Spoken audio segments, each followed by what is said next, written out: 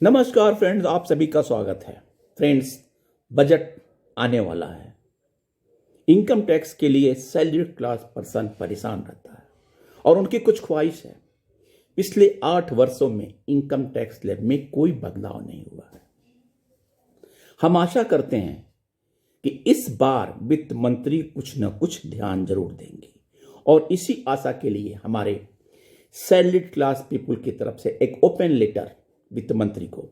नमस्कार वित्त मंत्री जी, आपको नए साल की हार्दिक शुभकामनाएं। बहुत खुशी है कि 1 फरवरी 23 को आप केंद्रीय बजट पेश करेंगी। पूरे देश की इस पर नजर है। हम सैलरी पाने वाले कर्मचारी भी इससे बहुत उम्मीद लगाए बैठे हैं। हम उद्योगपति नहीं हैं, लिमिटेड सैलरी पाते हैं, हाथ में जो बच जाए उससे खुश हो लेते हैं। पिछले कुछ सालों में हमें बार बार मायूसी हाथ लगी। टैक्स स्लैब में कमोबेश कोई बदलाव नहीं हुआ। हम सैलरीड क्लास देश के टैक्स रेवेन्यू का बड़ा स्रोत हैं, लेकिन उम्मीद है कि आप पिछले कुछ सालों की स्थितियों को ध्यान में जरूर रखेंगी। इस दौरान कोरोना काल में कईयों की नौकरी गई, तमाम लोगों की सैलरी कट लेना पड़ा, हेल्थ पर खर्चे बढ़ गए, बुजुर्ग माता पिता के साथ रहते उनके लिए स्थिति और बिगड़ गई, बच्चों की पढ़ाई से लेकर रसोई का खर्च बढ़ा है। इसके उलट टैक्स के तौर पर जो रकम कटती थी वो कमोबेश अभी भी वैसी है। ऐसे में हमारी हाथ तंग रहते हैं और हमें परेशानी का सामना करना पड़ता है। हमारी कुछ मांगे हैं जिन पर ध्यान दीजिए और उसे जरूर इस बार लागू करिए। प्लीज टैक्स स्लैब में बदलाव करें। अभी टैक्स पेयर्स के पास टैक्स फाइल करने के लिए 2 व्यवस्थाएं उपलब्ध हैं। यह कभी कभी उलझन पैदा करता है। हम सैलरी वाले थोड़ा ही गुणा गणित समझते हैं, ज्यादा अर्थशास्त्र हमें पल्ले नहीं पड़ता। दोनों ही व्यवस्थाओं में 2.5 लाख रुपए तक की इनकम टैक्स छूट के दायरे से बाहर है। 5 लाख रुपए तक की इनकम पर हमें टैक्स नहीं देना पड़ता है।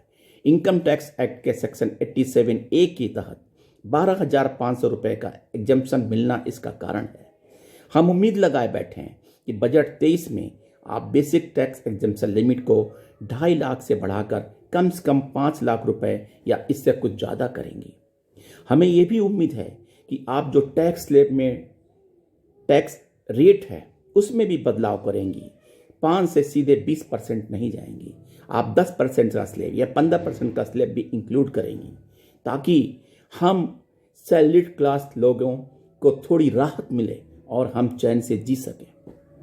घर का पूरा सपना कर दें, खरीदारों के लिए बढ़ा दें मिनिमम टैक्स एग्जम्पशन। हम सैलरी पाने वालों को अपने घर का सपना बहुत मायने रखता है। किफायती हाउसिंग का डिमांड बढ़ाने के लिए हमें उम्मीद है कि सरकार अतिरिक्त रियायत देगी।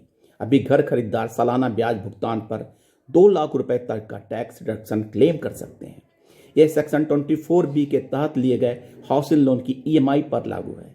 इसके अलावा वे हाउसिंग लोन पर दी जाने वाली प्रिंसिपल अमाउंट पर सेक्शन 80C के तहत 1.5 लाख रुपए का रिडक्शन क्लेम कर सकते हैं।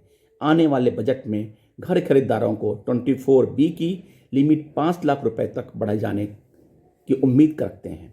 इसी तरह सेक्शन 80C के तहत लिमिट 3 लाख रुपए तक बढ़ाए जाने की आस लगाए हुए हैं, क्योंकि अभी हमारे हाउसिंग लोन पर जो रेट ऑफ इंटरेस्ट बढ़ाने से EMI बढ़ गई है, तो हमें कहीं ना कहीं से कुछ राहत की उम्मीद आपसे लगी हुई है। इसके अलावा कुछ मिसलिनियस बातें हैं। हेल्थ इंश्योरेंस की प्रीमियम पर GST 18% आप लगाती हैं। जानती हैं हेल्थ कितना इंपॉर्टेंट है, चाहे बड़े बुजुर्ग हों चाहे प्रौढ़ हों, सबके लिए आवश्यकता है और उस पर हम 18% का GST दे रहे हैं।